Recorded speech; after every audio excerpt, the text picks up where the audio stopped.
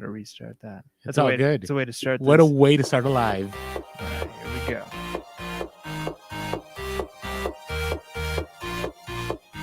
we go. Welcome to Pure Hustle Podcast. I'm Mike. And this is Orlando, and we're on episode 145 on the live. Yeah. And we have one viewer at the moment. No. There's more than that. No, I know. It's always delayed. Yeah, we got a delayed thing there. So anyways, welcome, guys. Super excited to see you guys here. Man, lives are always a lot of fun. It's I feel like there's a little bit less polish, even though we never really edit our podcast. I get to add like stuff in the beginning that makes it sound a little bit better right off the bat. And we're just jumping right in this. And for those of you who don't know, here's kind of how it works. So I do a lot of the technical stuff on the podcast. I get a lot of the video stuff set up and the audio and all of that.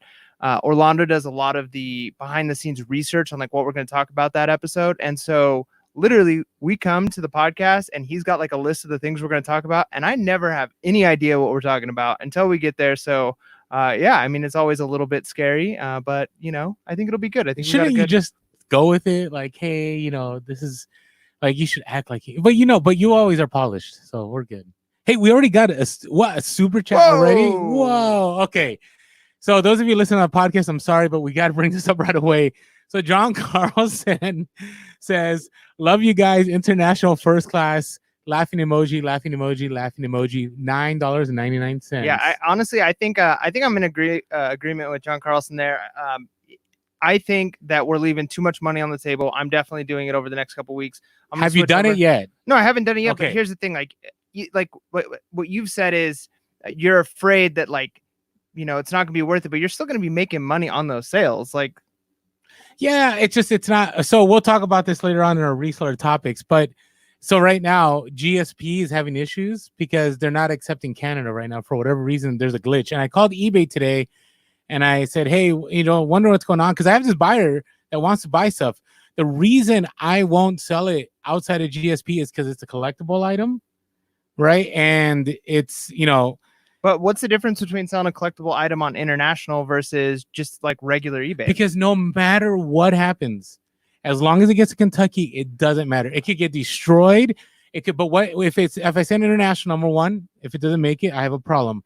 Number two, if it gets destroyed, I'm out that money if I have to do a return. If I do GSP, I get all that money. Okay. But let's be fair. And it's a larger item too. But let's be fair here though. So that being said, if you're assuming like it's either going to sell GSP or it doesn't sell at all. So let's say it sells locally. Let's say it sells to somebody in Washington or somebody in New York. Okay. If it gets destroyed or it doesn't make it there, you're still out. Like there's no difference between that and international. Like what's the difference? Because if it gets destroyed on the way to New York, that's a little different because here's the issue. If it's to Canada, that's a lot more money I'm paying in shipping. Okay. They're paying in shipping. Yeah, it's true. But if it's returned and I have free returns, like that's a problem for me because then I have to pay for that return back to me. Right. GSP covers everything for me. On top of that, there's no chance ever of getting negative feedback on global shipping. I've never, and I know we've had anomalies that actually on lives are shared with us that they got a negative feedback, but I have never ever had any problems with global shipping. So for me, I won't do it any other way. And on top of that, shipping is only going to charge me to Kentucky, not too far north. I forget where this was in Canada. So I'd rather go global shipping. And it's okay because this buyer is loyal to me and said, hey, I messaged him, said, I'm so sorry. I won't ship first class, whatever, international, whatever it is, because it's a collectible and GSP is always a way to go for me. And he said, hey, no problem. I'm staying with you. Let's just wait for this to get cleared out, and then I'm going to buy. Yeah. So if you guys haven't caught on yet, Orlando, super smart guy. Almost everything I've learned about reselling has been from Orlando. But he's also very set in his ways, and he doesn't change very often. And so I appreciate... So does that negate my smart ways? No. I mean, okay. but that doesn't mean you're always right. And so I appreciate John for being just as headstrong on trying to convince us, because I think you're probably right, John, but you see what I'm working with here. Convincing Orlando might be a little bit more challenging, but every week, just keep on letting us know. I think that's your willingness to keep going. I think we can whittle away at Orlando, and 10 years from now, he might be like, I might try it if we keep being persistent. So here's the one reason I push GSP is that the buyer who's willing to pay the fees on GSP will never, I want to say never, I'll say almost never give you problems. It's always the people that lowball you, have an issue with your shipping, The people that just straight up pay stuff and they're willing to pay exorbitant fees, they don't care. They're grateful.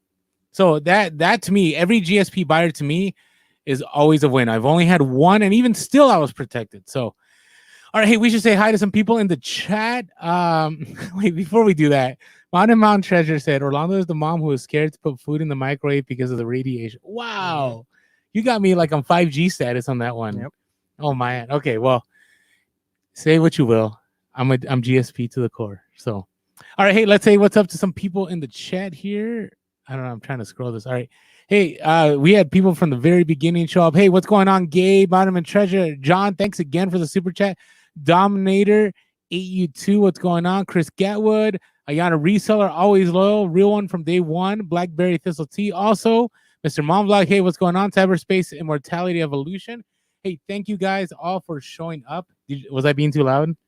It's volume control, so when you're right up on the mic, you gotta turn it down a little bit. Okay, We've been working on that. Like on Joe Rogan. Joe Rogan's always like, one fist away. One fist away. Okay, you'll get it. All right, so hey, let you guys know. So this is also a Q&A. So if you ever have any questions, we'll just stop what we're doing and answer them in the feed. And so don't be afraid to do that.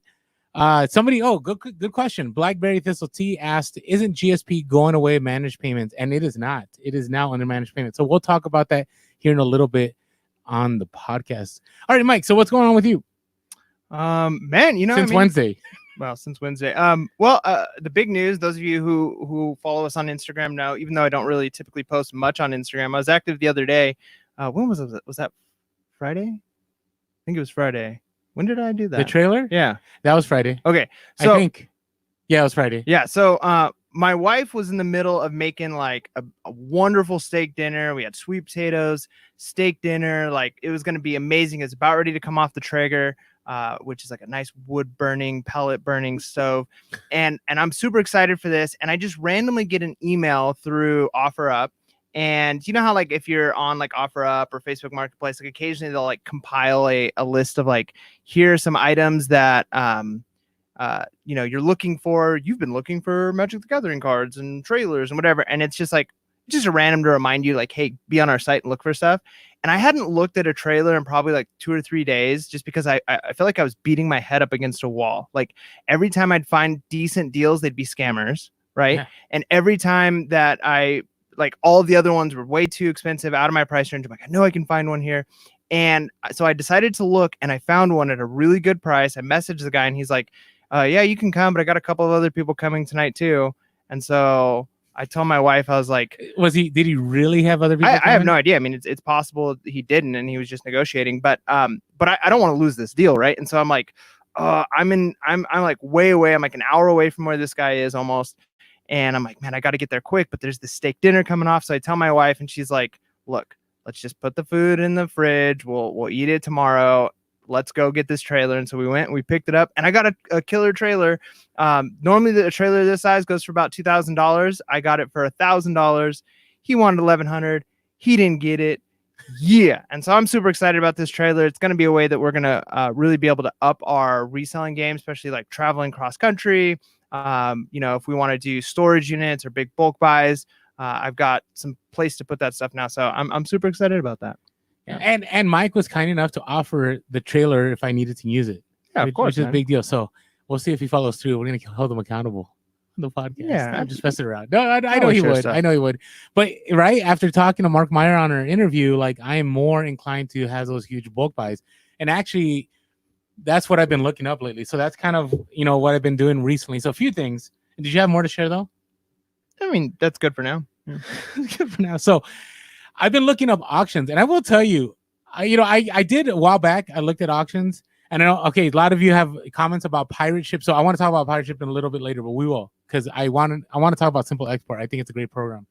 So I've been looking at auctions and it's interesting because you can look at government seizure auctions and man, some of the stuff, like there was this sweet pendant that was like diamond crusted and it's like Goodfellas, like come on, like like that got seized, right? Like the stuff you've seen, but it's one of those where I really think you have to go big on this. Like Mark wasn't joking, right? And Mark actually just had an Instagram story where he bought out like a place where you can only visit for half hour at a time, and you just have to buy what you could. And so I've been looking into that. And there's also here in San Diego, which this is the one that I'm scared of are the whole house buyouts, right? Because I have done like room buyouts. I've done kind of a semi house buyout, but it was more like come in and it was like an estate sale, but it was like they wanted me to take a certain amount and they wanted it to be a lot. So they let me go in before everybody and I bought out a bunch of stuff. And there was this one place, and this is where I'm kind of iffy about is I looked through the whole thing. They had like 91 pictures of the house. Half of them was good stuff, like money. Half of it was junk, right? And it reminded me again of, what Mark was saying, like you got to know people. And not saying like networking sense, like who would be willing to take this, right? Because you can end up with a lot of junk. Now we've joked around with the trailer that we may do a storage auction at some point in time, right? Which I think would be a lot of fun. Maybe it may be like everybody has success pretty much on storage auctions. I just have to get sense that we're going to be the one that buys one, and it's just going to be just bad. So I've been looking at that. So stay tuned because hopefully. Maybe in a month. I'd rather go to a live though. Like online auctions don't seem as fun. The other thing is, man, sales on eBay have not stopped. Yeah. They haven't stopped on Amazon, but I am shocked at the momentum. It just feels like it's getting bigger and bigger on eBay. Yep. Like I literally could be doing eBay 24 hours a day right now. Like I could be listing, selling, packing, listing, selling, packing. I mean, obviously from like 3:30 until now, I've done eBay. You saw me, I was sending offers, right? But I've just been doing that around the clock. Now, it is kind of a little bit surprising though that you can be doing this much listing. You didn't have death piles, like you had just entire death rooms, right? Like how do you have that many items to list? Okay, I have been sourcing a ton on eBay. Okay, that's fair enough. So there's part of that too, but yeah, there's still stuff that I have chosen not to list. Because I feel like I'd be wasting too much time. So, all right. And the other thing I want to talk about is, man, I've been selling a lot of gated stuff that I had on Amazon. That Amazon dropped the hammer after the fact, like stuff that was in the warehouse I was selling, and Amazon was like, nope, you can't sell this. And I kind of just put it up in my attic, and it was just sitting in my attic for 4 or 5 months. And the other day, I decided to go up in my attic and take that stuff down and start listing, and it's all been selling like consistently. So I just feel like somebody was looking out for me, like at some point, because I'm getting actually more money on eBay than I would on Amazon, and the velocity is pretty good. So I don't know. Somebody said Cyberspace Immortality Evolution says Orlando's a hoarding Orlando's a hoarding compulsive shopper. But see, here's the thing. If you go into my place, like I don't have reselling stuff everywhere, just on top of my kitchen cabinets.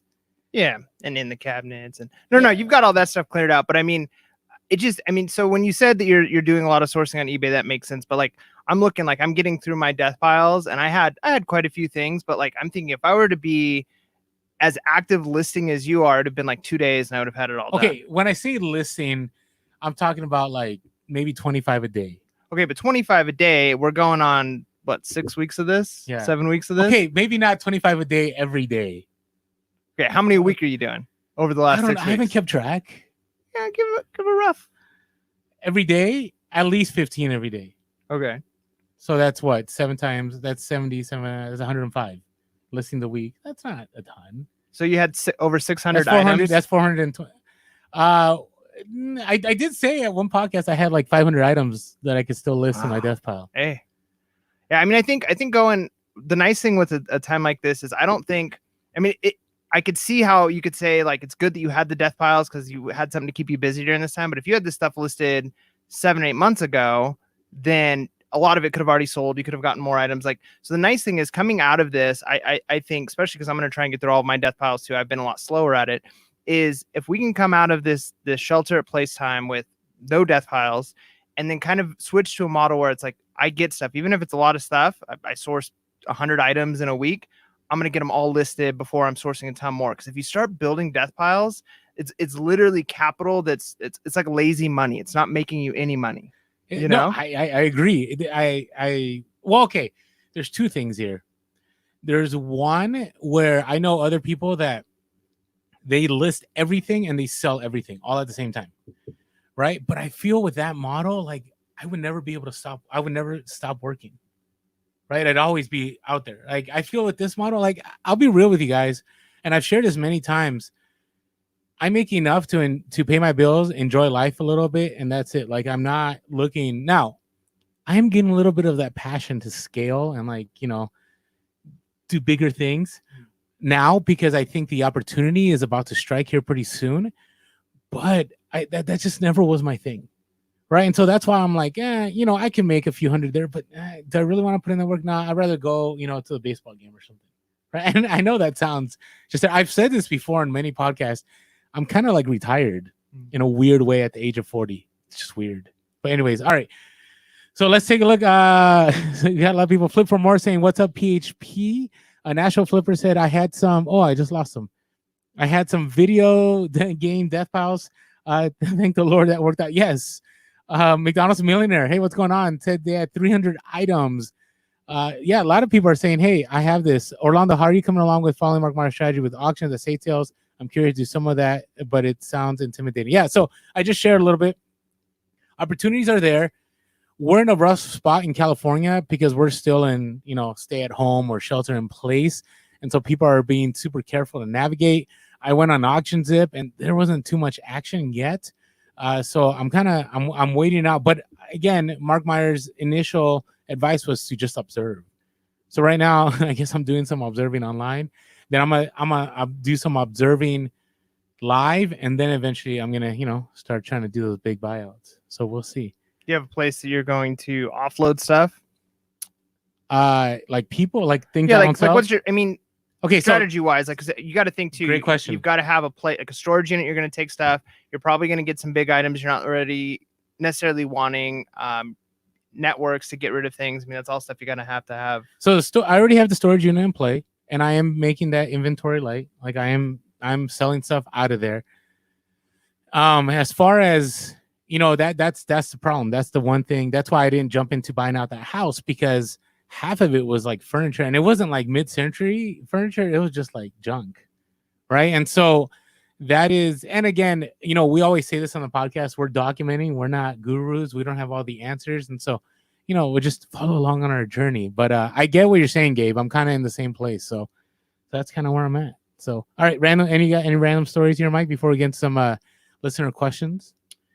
Yeah, I mean, I guess it's not so much random as just like a cautionary tale. So we talked a little bit a few story. I talked a little bit a few episodes ago about just being careful about scammers. There's been a lot of scammers right now online, all over the place now. And one of the things that I've noticed when I was looking for a trailer, there was a pretty consistent scam that I was noticing, where there'd be a trailer about $500 or so less than the going rate of similar trailers. And so it's like, okay, like this might be a good deal. The pictures look legit. Listing looks okay. Message the person. Takes a little while to get the message back. It's always an email, never text message. And then you get this SAP story about this trailer belonged to my husband who recently passed away. It's currently in another state because a person paid for the shipping on it and then didn't finish up with their whatever. So the shipping's already paid.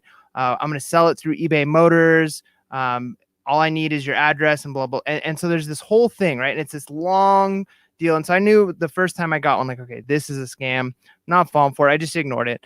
So a few weeks later, I go on and I find another trailer that's got a pretty decent ad. And so I send a message and I'm literally like so excited. I'm like, if I get this deal, like this is such a good deal. So I'm waiting. And as I'm waiting, my brother-in-law lives like 3 or 4 hours north of here. And there's sometimes like good deals up there. So I'm checking Craigslist in that area, right? So instead of Craigslist San Diego, I'm checking Craigslist like Inland Empire area. And I see the exact same ad for the exact same trailer, but in a different location. Really? Right? Same email address and like where it's marked on the map. I'm like, oh, this is totally a scam. So anyways, I get an email back from the person. And the funny thing was the email that I get was pretty much the same story about my husband. It was this trailer for his motorcycle. It brings back too many bad memories. I just want to get rid of it. It was like a very similar story, except for how do these humans live? Except for instead of it being a trailer, everything, even though the person attached pictures of the trailer, everything in the writing said a Honda CRB, right? So like they even wrote the wrong item in their message. So like it's just crazy to me that there's so many people out there who are doing these types of scams, which I mean there's scams out there. And it's just, you know, you got to be careful. You got to be careful with, you know, what you're trying to buy, and just be cautious because there's those people out there and they make us all look bad. Whoa, look at this. Flip for more. $20 super chat. Man, thanks so much. Thank you so much. That's awesome. We appreciate that. Ed, you've had some awesome hustle of the week. So thank you. Appreciate that. That's our hustle of the week right now. Appreciate you dropping that love. Thanks so much, man. Thank you. It means a lot. So yeah. All right, no, okay, but here's the scams. The scams are not only there, but I really feel, and you know, we've talked about this before, you know, that we're never gonna sell a course and we're never gonna, you know, have you guys sign up to a Patreon. And again, we don't think there's anything wrong with that, but there are some shady people out there, right? Where this is kind of like the path it goes. It's they become resellers or they sell on Amazon, eBay, then they start a YouTube. Now they're starting podcasts, whatever you want to call it. They start a social media and then they start showing what they do, and then becomes a reveal, right? The next step is, hey, you know, you can sign up for my course. And not saying that is a negative path. There's a lot of people that do that path, right? You sign up for my course and then you can do this for free. And then after you get the free, then it's like, hey, you want to learn more? Drop another, you know, another 1,000, 2,000, 5,000, and it just builds. I am seeing a lot of that, like a lot more. So, you know, this is just my warning, you know, just building on what Mike said is that, hey, it's okay to pay. Like there's a lot of people that pay for certain courses out there that have definitely, you know, made them a lot of money and will continue to make them money.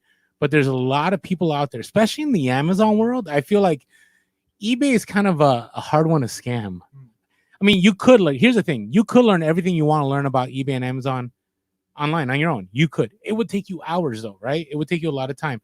So you can shortcut some of that by buying a course. But what you got to be careful in is, hey, if they're always pulling that, hey, learn a little more by paying up, that's where you get yourself in trouble. And that's how a lot of these people make money is then it gets to the like, hey, come to a live appearance. And then that, or come to my mastermind and you can pay $1,000 to be part of my mastermind. And that's when it becomes a scenario. And again, we're not calling out anybody or anything. I'm just saying, all of us that are resellers, don't get me wrong, I get tempted sometimes, even though I've been reselling for a while. I'm like, maybe there's more I could do. But then I realize, like, of all times, now's the time to get the people that need the help to pay because they want that help, which is it's just as bad as somebody claiming somebody's dying. Yeah. It's just terrible. For sure. So, whoa, we got another super chat. McDonald's to millionaire. Oh my Thank you so much. You already bought a shirt too. Like, this is the cost of, man. Thank you so much.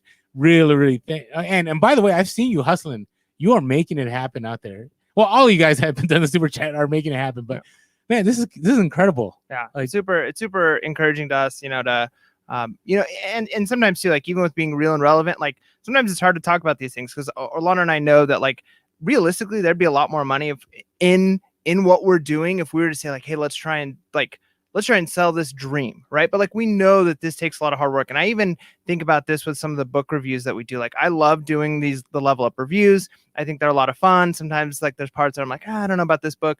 But here's the thing, like you've got to be, I say the best way to judge whether or not you're improving. Because if you're reading self-improvement books or if you're like watching motivational videos, there's something inside of you. You've got this desire to do better, to do more.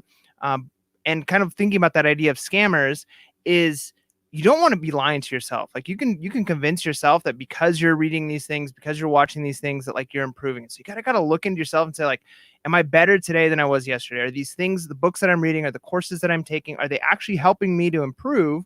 Or is this just like you feel better about yourself because you paid for a YouTube video or you watched this, you did, as opposed to like, hey, I'm getting more sales. I'm actually waking up earlier. I'm actually going out sourcing more. And so you don't judge yourself based off of what other people are doing on Instagram. Don't judge yourself based off somebody says like you can make X amount of money.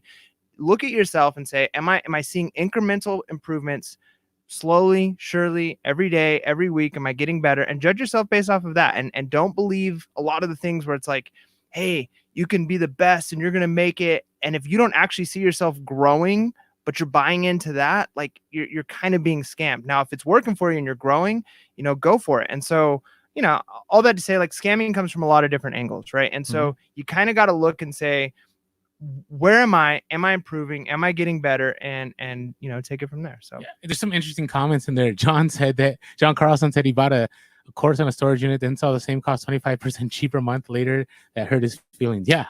I can see that. And that's how it is. It's like, catch this now, right? Time's limited, 24 hours, only to a limited few. And then a week later, it's like only to a limited few again, right? It just keeps happening. Trey Gibson, interesting. You want to throw that up on there? I did not know that.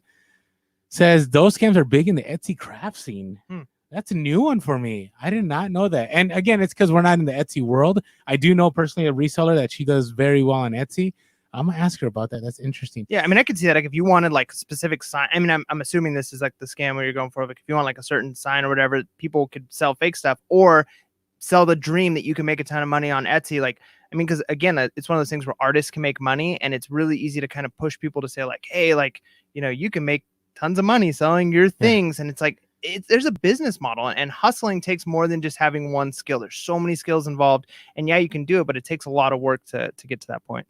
Oh my goodness, again. Wow. Oh man, thank you so much. Anna Putman, thank you so much. First super chat I've ever given anyone before. Thanks for being awesome, you guys. Hey, thank you, Anna. Always supportive too on the YouTube comments and everywhere. So thank you so much. Wow, this is, I don't know, I'm a little overwhelmed. Like, we just wanted to come live and say what's up to everyone. You guys are just thank you so much. Thank you. I have no words. So appreciate it, Anna. So hopefully it will always be real.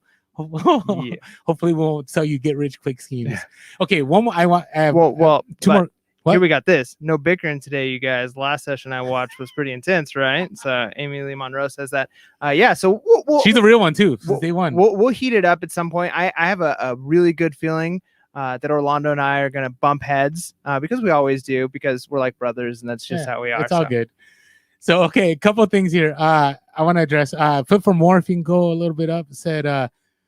I can see paying for a BOLO group, maybe more bang for your buck than a course, although I've never tried either. You know what? I would say, yeah, I think that's valid. We know several people that are in BOLO groups, and yeah, they make their money pretty quick. The thing I've always said, and I shared this on the last podcast, understand that there's a lot of other people in that BOLO group, so they become a competition. On top of that, not everyone can keep a secret, right? So that BOLO becomes everyone's BOLO. And I get people that hit me up all the time like, hey, Orlando, and they're not trying to be malicious. They're like, hey, we know you guys always share free content. Here's something I came across. And I know that they're connected to a BOLO group, right? So just be aware that does happen sometimes.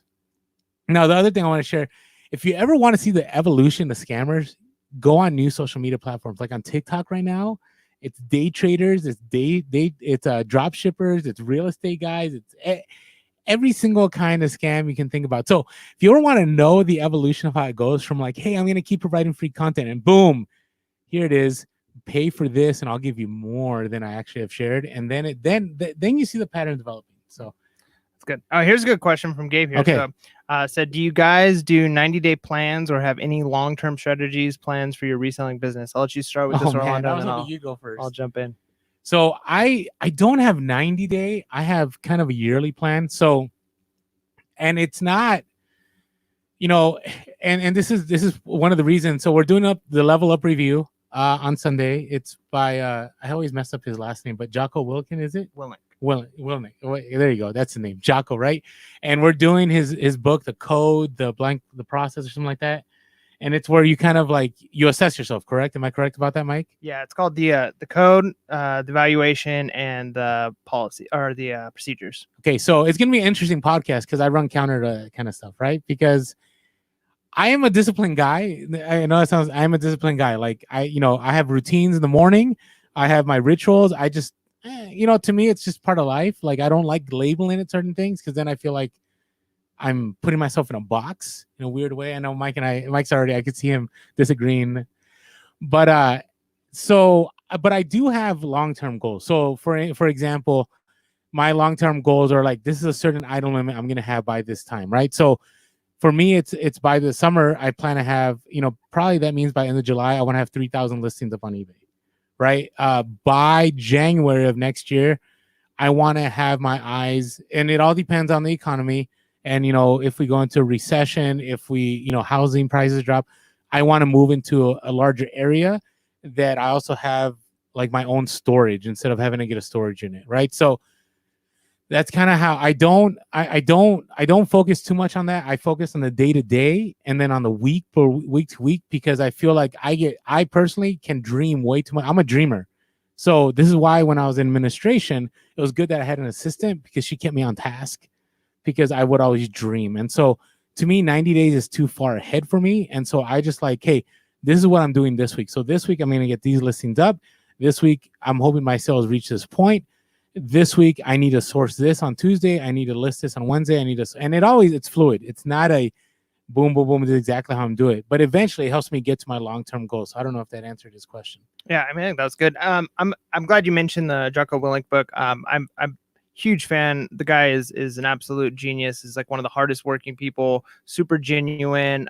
He's been through it. He knows what he's talking about. His podcasts are great because he has some incredible people on, and he always he reads excerpts from books, and when he reads these excerpts and then kind of like annotates them, you could just tell like this is a really, really smart guy. He was a Navy SEAL, led combat teams, and then he's also now training business leaders how to lead. He's got a book called like Extreme Ownership. Another concept which is like discipline equals freedom, and all of these different things that he has. Well, this book is really good because the principle of it is he took like an evaluation system that the Navy and the Marines had to like determine whether or not like you were a 1 to a 5 in certain categories. And he kind of explained that like a person came in and said like, hey, I got like 3s on this and I don't understand why. And so he literally pulled out the evaluation and said, well, like, here's a 5. And he started reading like a person who's a 5 in like a certain category is like literally like an elite human being, like always successful, respected by like almost impossible to achieve. Right. And he said after reading it to the person was like, oh yeah, like I'm not a 5 in this category.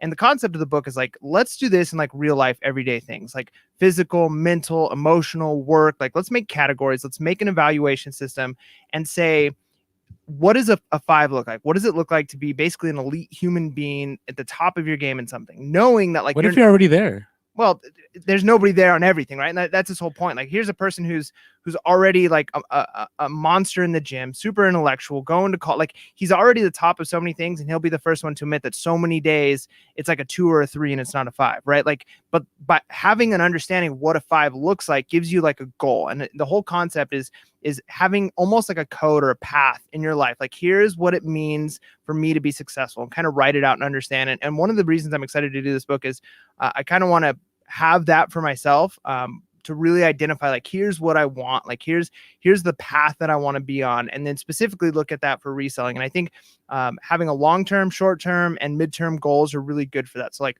long-term, next maybe 5 to 10 years, here's kind of where I see myself, and that's going to be a fluid goal. It's going to change as things go, but it gives you something to aim at. Midterm, here's where I want to be in the next maybe year or 6 months, 90 days, something like that. And then short term, what do I need to do this week? And so I do think having 90-day goals is good. I definitely do, especially as we're coming into summer. I'm trying to think like, okay, what is reasonably accomplishable in this summer? And that gives me something to work at, because I firmly believe if you don't have a target, if you don't have like, here's where I want to be, whether it's number of listings, hours spent sourcing, a new skill you want to learn, if you don't have that goal, you'll never reach it. Like, it's impossible. Like, if you don't say like, I want to learn to play the guitar in 90 days, chances of you just learning to play it are 0. But if you're like, hey, here's my goal, and then you're like, well, I'm going to pick it up for 5-10 minutes a day for the next 90 days, chances of learning it in 90 days goes up, because you actually have something you're aiming at. And so I believe it's a good idea to have that 90-day goal. And so, yeah, I'm really super excited about So you're saying we all need taskmasters. You're your own taskmaster. Okay. See, it's gonna be a fun episode on Sunday. No, I mean, here's the thing, like, and that's the deal. Like, if you're fine with that, like, if you don't have to be like the top, but you got to realize, like, there is like a level where you could say like, and you can make it for yourself. Like, his whole idea is you make your own, because he also has a book called Way of the Warrior Kid, and it's like for kids to write their own kind of code and path in life, like what they want to achieve. So for you, like, just waking up and having enough time with your family and having enough to pay the bills, like if that's your 5, like if that's where you want to be, then that's fine. And if you don't end up getting out of bed because you're just like staying in bed so you don't spend the time with your family, then you fell short of your goal, right? That doesn't mean, or maybe my goal was staying in bed, and so it's a 5. Well, but then you're not reaching. I've just played. Amy Lee Monroe, you already called this one out. So okay. Yeah. Here's the thing, like he he's against discipline, but you got to recognize that like there's not a single person who reaches the top there's of no anything. way. There's no way I could have the business I have. There's no way we could do the podcast. There's no way. I mean, I'm disciplined on social media, like we always post. There's no way. I agree with that. I just don't like certain kind of language. That's all. Yeah, He's he's sensitive. He gets triggered. There's a easily reason when I he uses don't ever certain plan on words. going back to the 9 to 5 unless the pod is really sweet. But outside of that, probably not. So, all right. He's Hey, very sensitive. No, soul. look. Gabe says, yeah, they used to do those 1 to 5 evals at my former day job, 100%, and that's why taskmasters. Yeah, but if you were to say it for yourself, though, like okay, like maybe you're 1 to 5, and I think that's why I like the book. Is like okay, one of them is like intellectually, like did I learn something today? Like a 5 would be like, did I learn something today that's life changing? That's going to make me a better human being. That's going to change the way I think about things. And like a 3 might be like I read something challenging today, and a 1 would be like I literally didn't do anything today to challenge my brain, right? So like that doesn't mean you have like a taskmaster. It's just like, am I improving? Am I reaching the goals I want to reach? And if you don't have goals, you can't do it. All right. Hey, Martha, thank you so much. Thanks for putting up with that. Putting up with me. Oh, thank you. Yeah, you guys know sometimes I like giving Mike a hard time on the podcast. Like I do believe in some of the stuff, and so that we talk about a lot of the stuff. All right. So Martha Walter says, trying this again, feeling grateful for all the info you guys share. Hey, thanks so much, Martha. Martha, you have given to us a lot. Like I mean, in the past, in the encouragements, in the comments, and consistent support. Consistent. So we thank you so much, Martha. We really appreciate you. All right, let's move on a little bit from this. I've been getting some random returns lately. That's the other thing. Have you had any random returns? I had a weird thing where an item didn't it didn't make it, even though it said that it made it. It didn't, and then it ended up getting returned, and that was really annoying. But it wasn't like returned by the customer. It was just like a return to sender, which is weird because it, according to the UPS, they said that it was signed for by the person's name, and then they did a return to sender, and then they opened up a case saying that they never got the item. So I don't know. That one's been really weird. But as far as that, like I haven't had other like returns. Like it's been pretty good. Is that case still up in the air?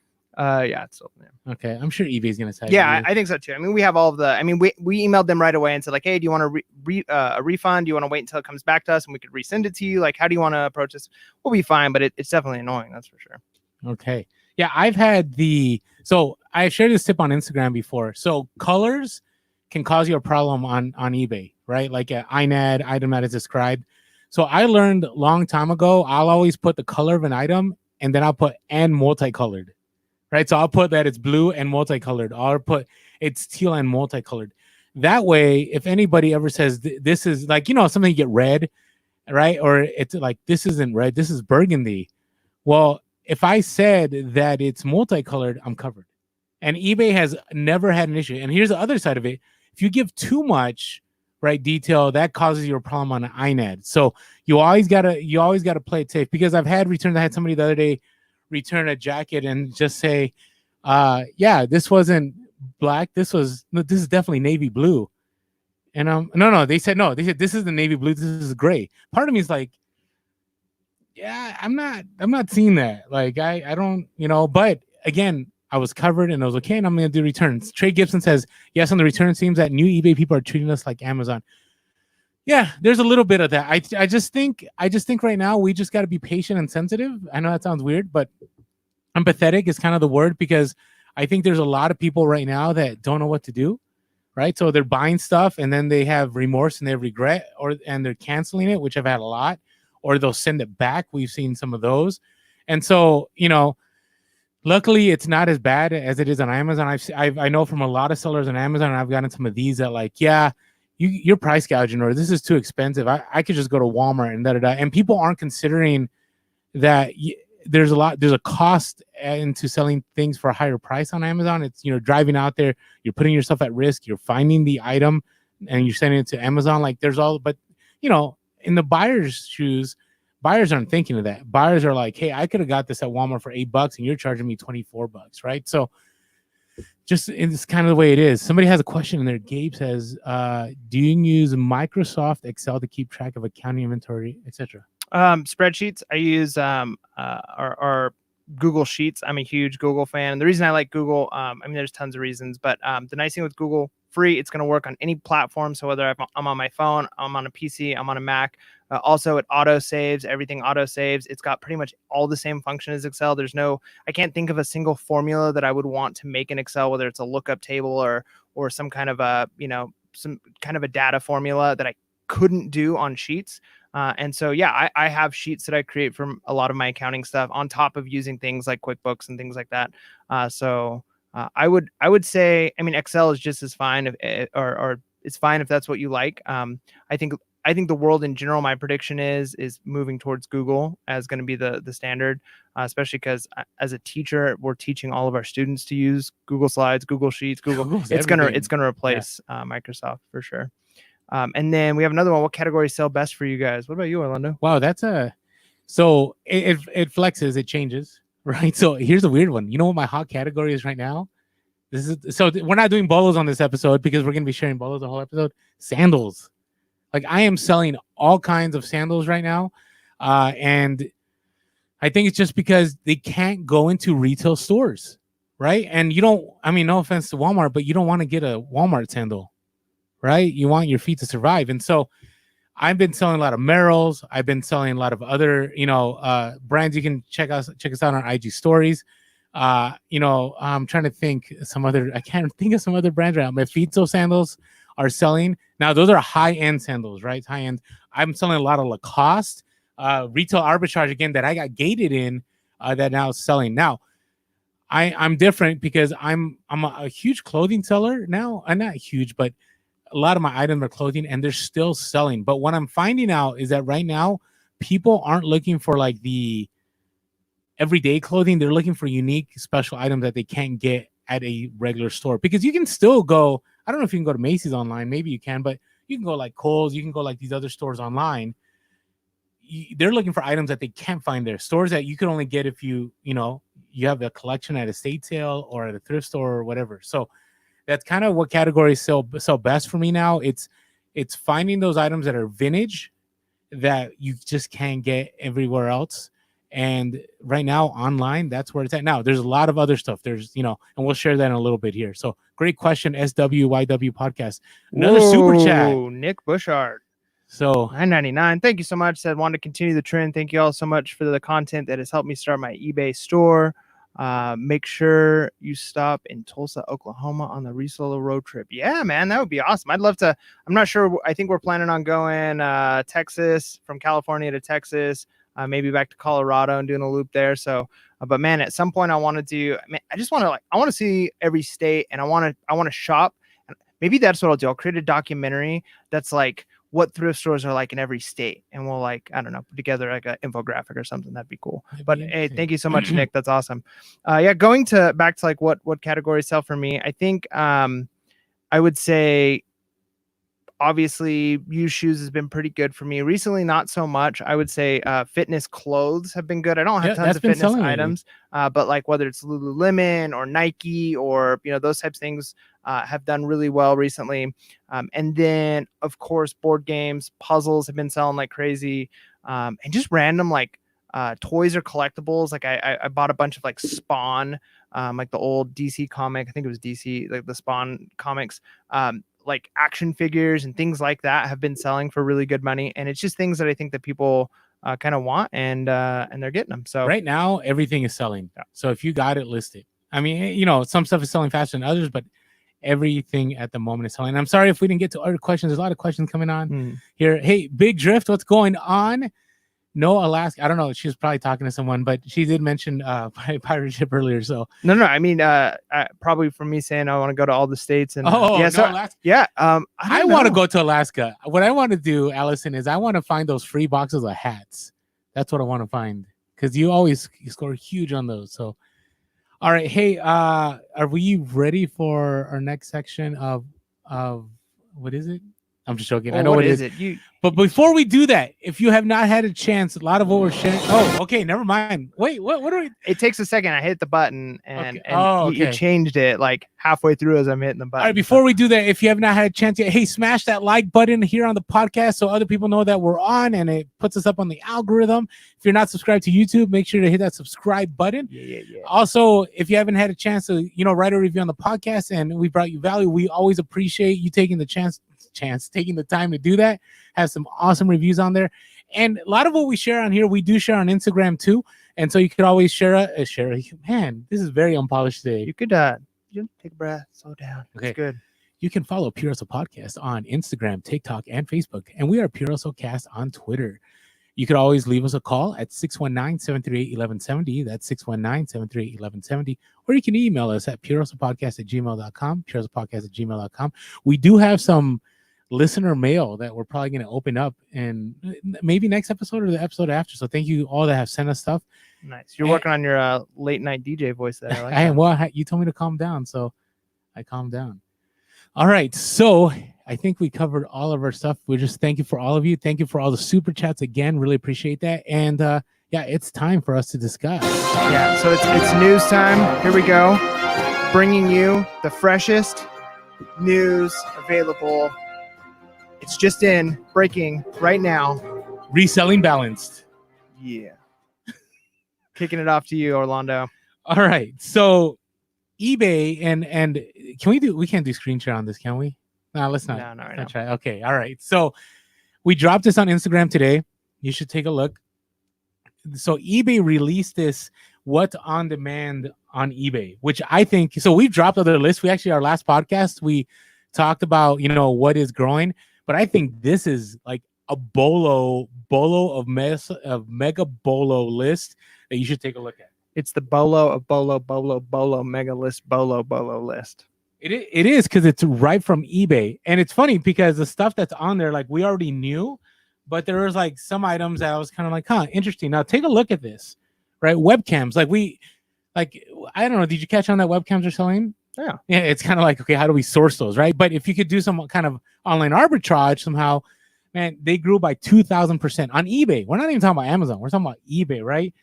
Headsets, Wi-Fi adapters, lighting kits, it's interesting. Office furniture, because I really think things are going to change. Like, I think people are going to be doing more work at home. I was just talking to my buddy who does construction, and he's a site manager or something. And he's like, I'm way more efficient at home than I am out in the office. So just take a look at that. And the way to find this info, we'll put the link below. Hopefully we remember. But eBay seller community forum, they're always dropping seller news, right? This isn't something you have to research so much. You just Google it and it's there. So we already talked about video game consoles. Like, that's huge. That's hot. And board games, VR headsets. I haven't sold one. I want to sell one day. And it's funny how they listed puzzles up 1,485%. We already knew that, but I didn't know it was that hot. I sold the puzzle the other day too. Nice. Like $3.99 store that shall not be named for $30 plus shipping. Yeah, puzzles. And those 500 pieces. Like, those are easy puzzles. Yeah, but I mean, if you like the picture, I mean, you go for it. So here's another one that I've seen people are flipping swimming pools. So above ground, like, I never even thought of that. Now, obviously, it's kind of sketchy if you're selling your own. Yeah, I think here's the thing to realize with this kind of stuff, even too. So again, this is good because it's good. Okay. Go ahead.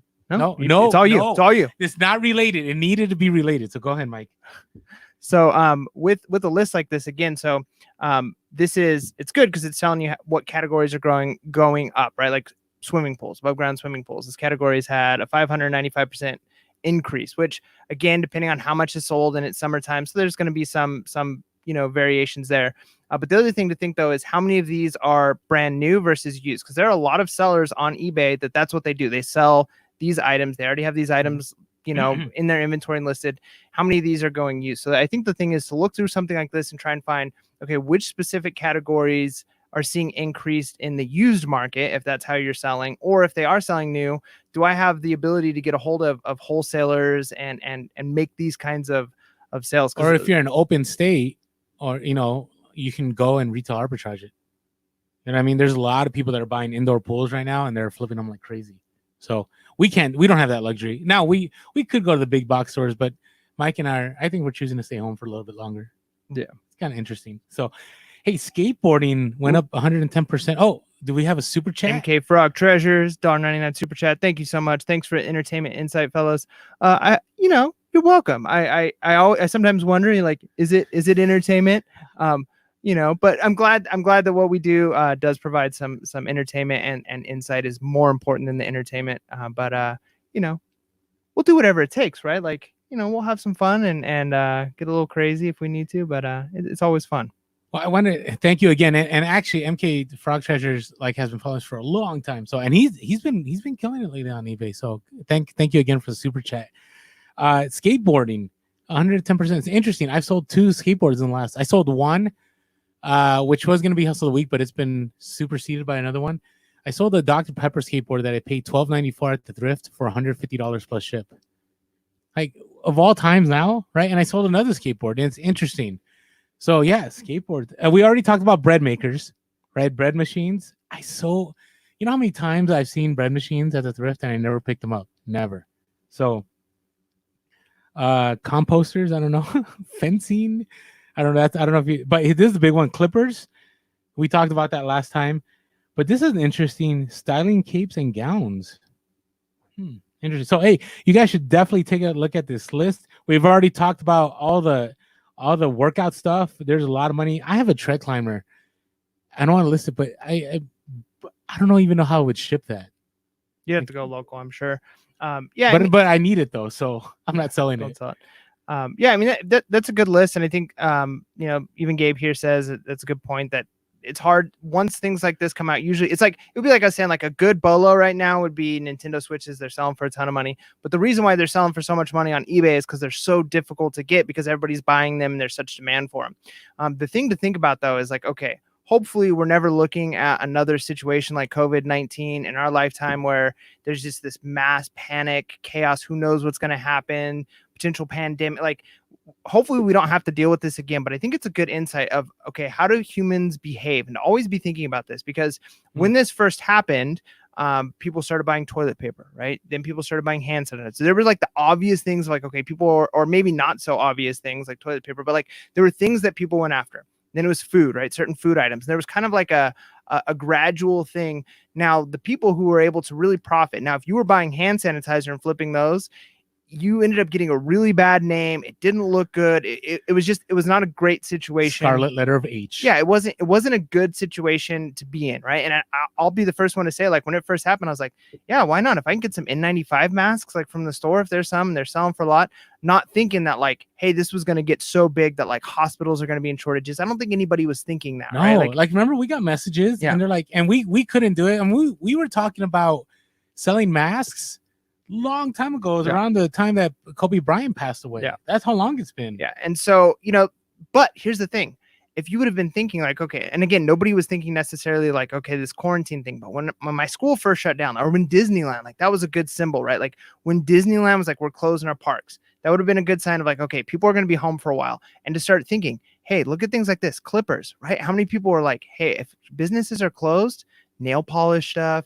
hair, like getting clippers, things that like people, Nintendo Switch, like the things that like, instead of saying like, oh, I need to get some toilet paper and I can maybe resell and flip, think a little bit outside the box at things like outdoor things. And so you had a short window of sourcing when things weren't all shut down yet, and people weren't thinking yet like, I need to get hair clippers. And so this is, I think, just a good reminder to always be thinking about human nature, because the more you understand why people buy the things they buy when they buy those things, then even if we don't face another COVID-19 situation, if we face any type of economic turns or something happens in pop culture or something, the more you understand human behavior, the better you're going to be able to capitalize on situations, spot trends faster, and actually make profit before it makes it on a list on eBay. Interesting. So Big Drift has a comment on there, which I think is very, throw it up there. So at the very bottom, which I think it's kind of what we're talking about. She's talking about vegetarian cookbooks will be a bolo very soon. Now, that all depends. Now, if the meat supply chain has, again, the media is like any disaster that they can report, they're doing it. Like worst case scenario.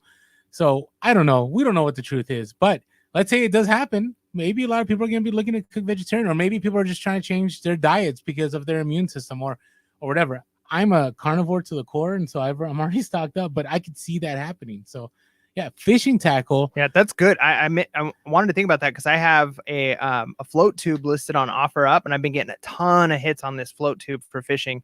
So yeah, now might be the time. I sold a bunch of fishing stuff when I first moved. Now I wish I still had it because I think the market is definitely up on that. Again, I mean, think about it as, okay, so So you miss that window, right? Of like, okay, people are going to quarantine, but now we got to realize things are going to eventually start opening up in different places sooner or later. Like things are starting.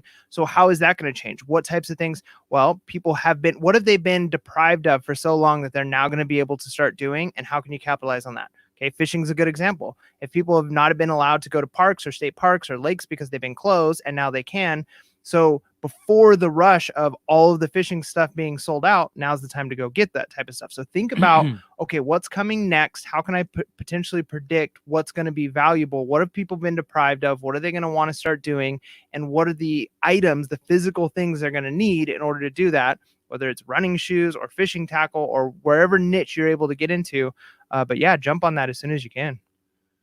All right, so check out that list. Yeah, somebody. Okay, before I move on, this is what I was going to talk about real quick. Flip for More says picked up a bidet yesterday to flip and seen it on the eBay list, adjusting with the times. Yeah, bidets, they're still big now.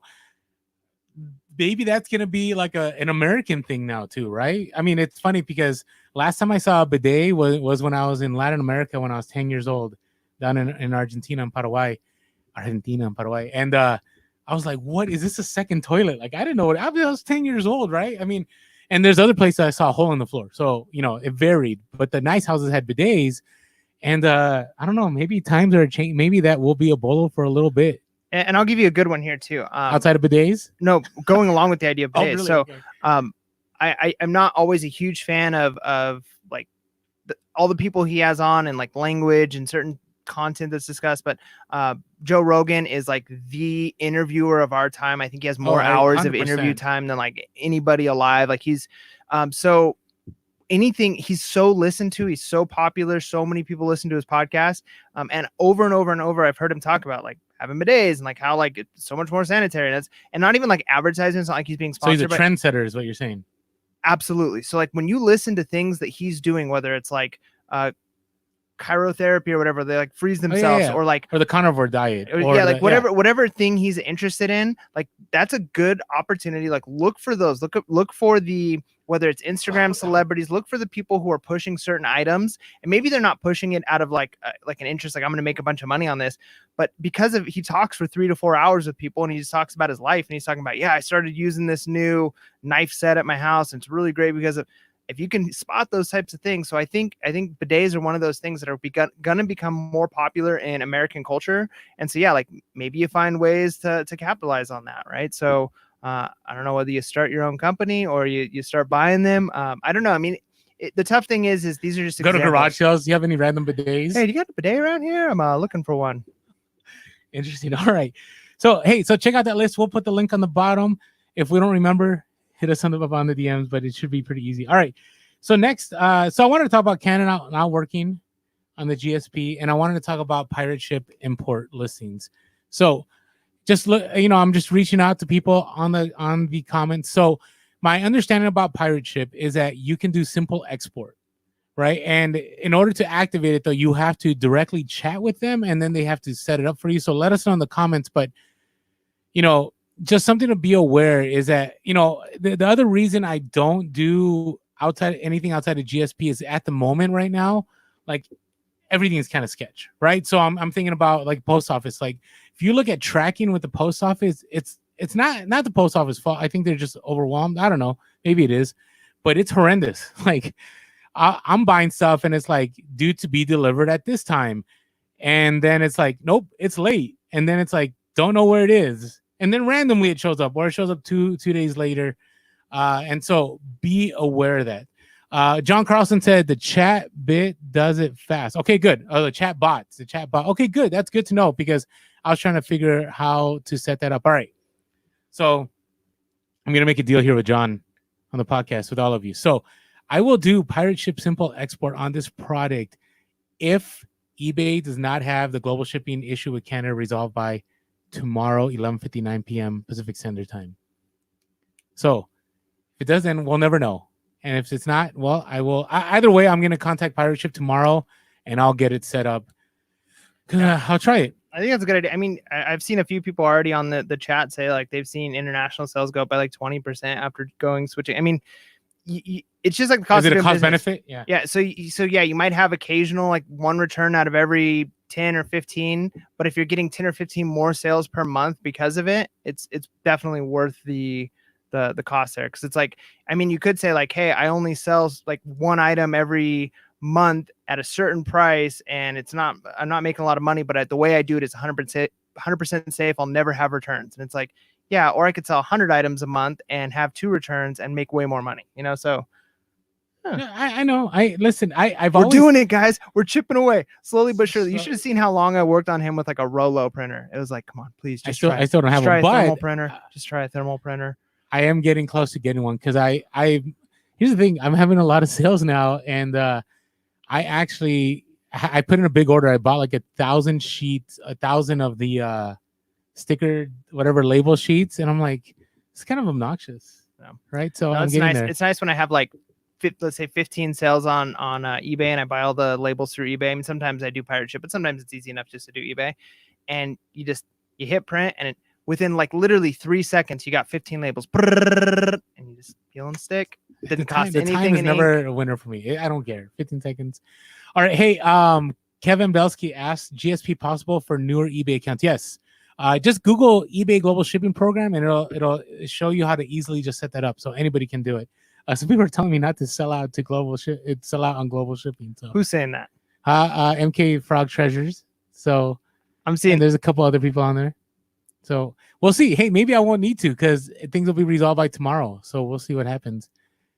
All right. Hey, Orlando, get it? You won't regret it. Yeah, I know about the roller thermal printer. Yes. I never realized how stubborn I was. So we did this podcast. So. All right. Big Drip said less than 10 seconds to get. He was my boss. Just imagine that. Hey, you know what? I'm a man of conviction. That's what we call that. All right. Moving on. Headstrong stubbornness. Headstrong. All right. Let's talk about Amazon for a little bit. So I'm going to try to keep it positive on this one because I did have my major rant on Amazon, but it's kind of interesting. So Amazon had their quarterly sales call, and Bezos basically said, yeah, we're not going to profit off any of the profit. Like, we're not going to make any money because they're going to spend all 4.4 billion.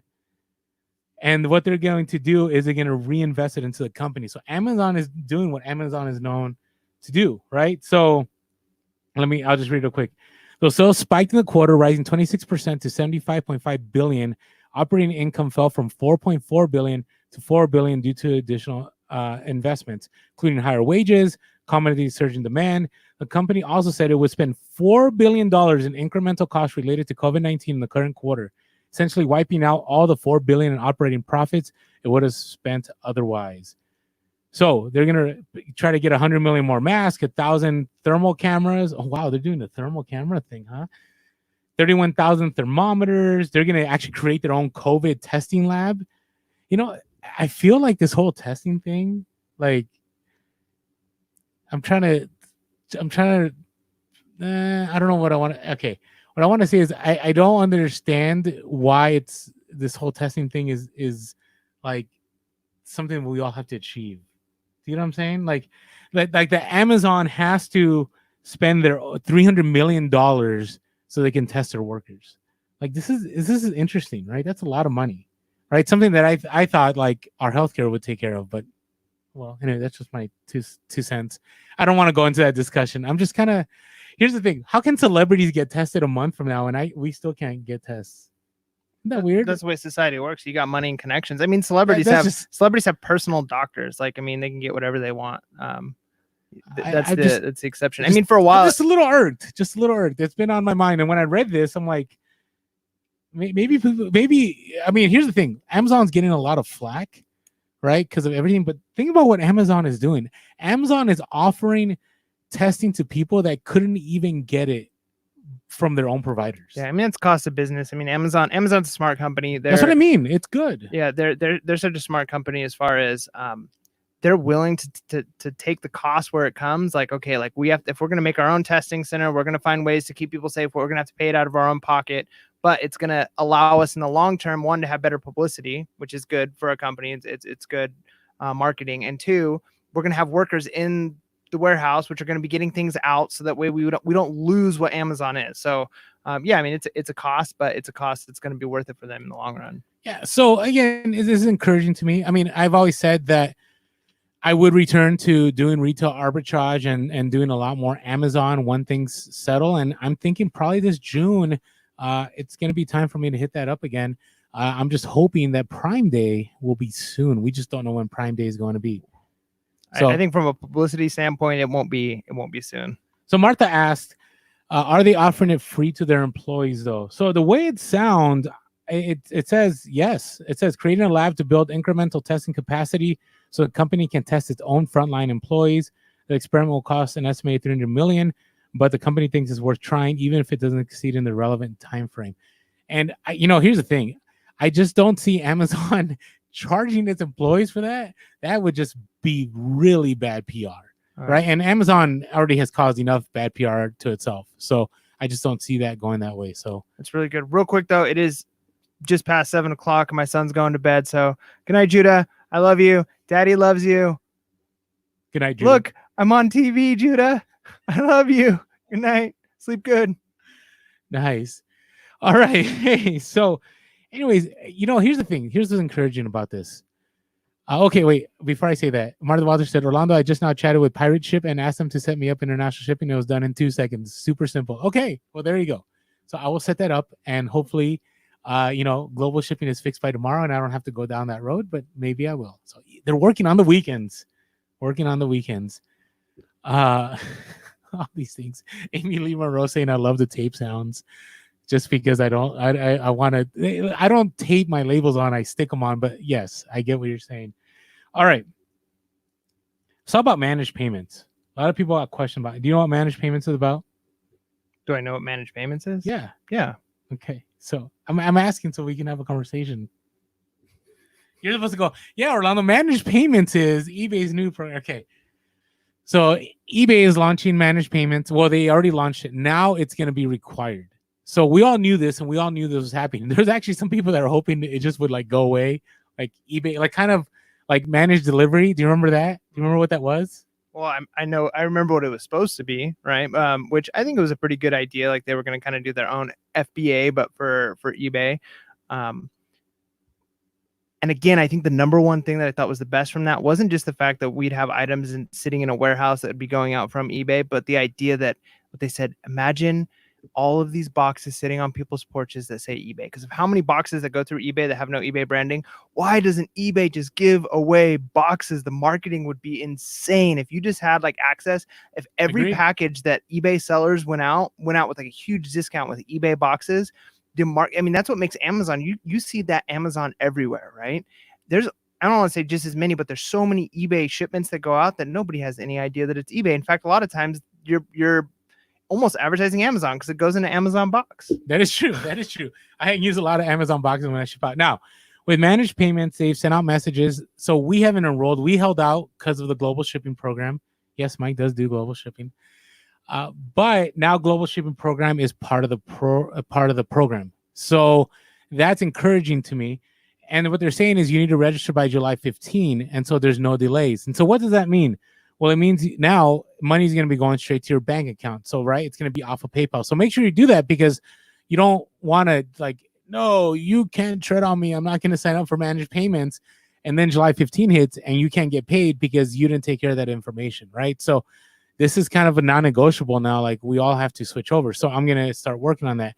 And, what I like too is that, it may cost some of you to create a separate bank account for your business. PayPal kind of did that for you a little bit, right? Now that it's going to all go directly into your bank account, well, it's going to be a little bit different. So here's some interesting things though that I noticed this. So they say there's more way for buyers to pay. So now people can use, they can still use PayPal. They can still use Apple Pay, Google Pay. Everything is handled in-house, right? And I like that. I hate that when I have an issue, sometimes I have to call eBay and then sometimes I have to call PayPal and then I have to call eBay. It's all in-house. I like that GSP. This is the one that I'm kind of interested. So let us know in the comments. Those of you that switched to managed payments, what does it look like when you get paid? Because right now I love it. I get, it's what separates eBay from Amazon in some ways is that when I sell something on eBay, boom, instant money in my account. Now, those of you that are new, there is that lag time, right? But over time, once, PayPal, I guess, trusts you or whatever, you get instant payouts. Well, it looks like a managed payments, and this is one of the reasons I held out too, is not going to be doing that yet. So it says payouts are regularly deposited to your bank account weekly or as soon as funds are available. So, and then it says based on your preference. So does that mean right away? Then it says regardless of how the buyer pays, payouts are consistently available within 2 business days of an order confirmation. That's 2 business days. That means if somebody buys something on Friday, it's possible I may not get it till Monday or Tuesday. Like I don't know. Am I reading that wrong? And then pending payouts can also be used to pay for shipping labels. So that's good because there was a point in time where you had to pay for your own shipping labels. In addition to using a PayPal account, you can easily ship to international files with GSP. All right, so let us know in the comments because I don't know. I'm not a big fan of that. And this is my so eBay, if you're listening, this is what I'd like to see. If we can't get paid right away, I like to see that people that don't pay right away have to pay right away. But isn't that kind of what managed payments does? It's supposed to. That's what Harry Temkin told us. Remember, in that like closed door kind of meeting with a lot of YouTubers, they said that once we go to managed pay, that it doesn't matter if you accept an offer or you send an offer. Every single transaction, as soon as it's offered, it's going to automatically take that money out. Kind of like Posh does that, Mercari does that. But Posh and Mercari both have delayed payment too, right? You don't get your money right away, unlike eBay where you get your money right away. So I'm kind of interested in what's going on. I haven't seen anybody say anything in the chat, so maybe no one knows, but it'll be interesting. Either way, I brought this up because we all have to do it now, right? It's not an option. So, hey, make sure you get on there. If you got that message, I'm actually going to do this tonight. Make sure you're all set up. I'm sure it's not that hard to get into managed payments. Oh, actually, no. I'm not going to do this tonight. I'm going to wait till July 14. The reason I'm going to wait is I want to see if people are getting paid right away. Not because he's stubborn. No, not because I'm stubborn. I just like my money right away. And so there you go. Sam said it. I like to see eBay deduct fees right away rather than letting it build up over the month. Yeah, that's another argument. Chris, Daily Refinement, we've been on his show, and he has been saying that forever, is that eBay is the hardest place to figure out how much money you actually make. Like you can figure it out, but it's not like Poshmark where it's like, this is exactly how much you're going to get paid out. Mercari does the same thing. eBay, it's kind of like you got to go through all this, and then eventually you got to do your own calculation. Like, it'd be nice to see. Martha says, I read the email, but was happy to see global shipping. Yes, but didn't like that section about holding money a couple of days. Yeah, I don't think that's cool either. Like, I really think that should be instant pay. I mean, the nice thing with the holding the money is, unlike, I mean, if it fixes the problem that we deal with where buyers kind of treat us like a layaway, right? Where they buy it, but then they don't pay 4 or 5, 6 days, and eventually they pay, and it's like a whole nightmare. Whereas this, like, at least you've got the money, right? Like you know for sure the money is there, it's in. So even if you can't access it, unless you're like literally like turning the money over quickly. And I know there's times where like, okay, you get a big sale, you want the money so you can go get more capital. But eventually I feel like most people will build to a place where it's like weekly anyways, or monthly anyways, where you're kind of paying yourself out, or you're replenishing your petty cash or whatever that you're using to go buy things, or you're buying on a card. If it's really that much of an issue, use credit card, get the rewards points on it, and then know that that's paid off. So there's ways around kind of manipulating the fact that you're not going to have money for 2 days, but it's there. It's your money. You literally have it. It's just you can't access it yet. True. And Mountain Treasure brings about a good point. It does eliminate the 2.9% PayPal transaction fee. Yes, that shady fee that PayPal keeps, even if it's canceled or returned, 100%. So I'm glad to be done with PayPal in that aspect. So yeah, great point. Hey, that's worth waiting 2 or 3 days. Yeah, I could see that, especially on big transactions. I mean, if you can make 2.9% in 2 days, like if that was like an interest rate you could make. But it's money you should have. It's that money that PayPal's stealing. I'm not stealing. You've signed up for the agreement. It is stealing. All right. Hey, question. Teresa Pedraza says, I hope I said that right. So will eBay get an extra % like PayPal does? So they have a fee chart. It's based on like what category. So you have to, in the message, it tells you click here and it'll tell you. So it's scattered. It's not like uniformed, I think, on different categories. So, all right. Any other reseller topics you want to discuss? All right, let us know if you have any more questions. All right, so we're not sharing BOLOs because The ultimate bolo is in that link below of what Yeah. eBay says in demand, and we've shared a lot of bolos on here, and a lot of bolos have been shared. Bolo. Yeah, I missed that sound though, but yes, a lot of eBay bolos have been shared on the chat. So, all right. So, what are you looking forward to, Mike? I'm looking forward to having all of my really cruddy items that I need to list done and listed. We talked before about like kind of the idea of having like a cluttered mind space based off of like a cluttered work environment. And I have a lot of items that have just been like a thorn in my side. So for instance, I have a big boat. It's like a 3-foot boat by 3 foot, and it's like a display boat thing. And it's been sitting in my office forever, and I haven't really wanted to put it together. And I didn't want to set up a separate backdrop to take pictures because it's so big. And I took pictures of that today, and I got that listed. Also, I've got Did you use a remove background? No, I just used that big black backdrop thing. And then I've got like chicken egg turner and egg incubator, right? Like these are like these two big that might be a boxes bolo. that I had to like test, and does this work? And like and they were dirty, and there's like a lot of big items like that have just been sitting, and like I stare at them and I'm like, that's going to take me 40 minutes to even figure out how this thing works, right? Like I don't want to do this, and I'm almost through all of those. So what that means is now as I'm going through inventory reserves, as I get new things, I don't have that like hanging over my head. So I'm looking forward to sleeping better because all of the junk items that are worth money, but they just take so much time and you got to figure it out. Because some things I'm excited for, like certain electronics, like I get to tinker with it and I enjoy it. Building a boat that I had packing peanuts literally all over because like I had to pull them all out and try and put them back in. So like it was a nightmare. But now that it's done, I'm looking forward to like 1, not having it over my head, and 2, only sourcing items in the future that aren't going to be miserable to list. That's a thing. So yeah. We are thinking on the same level because I'm in the same place right now. So I have a stack of electronics that I just have not wanted to touch. There's nothing in like I every time I go to my storage unit, I look at them and I'm like, and now they're gonna bring me money. That's the thing. Like I know there's money, so I'm gonna have to make the call this week. Like, am I going to list this or am I going to donate this? Or maybe I'm gonna make a big like I don't know, a big deal, right? Just list it like as a lot and see if there's any people that want to deal with it. Because I'm